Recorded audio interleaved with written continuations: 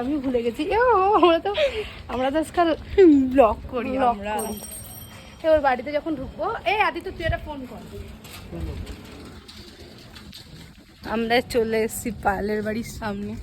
কোথায় সীতা পাড়ার মাঠে চলে এসেছি নীল ফ্ল্যাটের সামনে। আদিত্য একটা ফোন কর।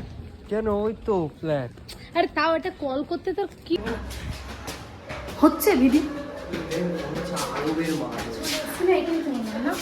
কোথায়? ওই তো জুজু চিল্লাচ্ছে,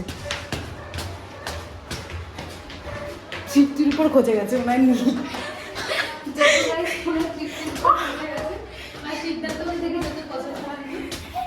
ওর ভাষায় বাড়িতে দাঁড়িয়ে দিতে চাই।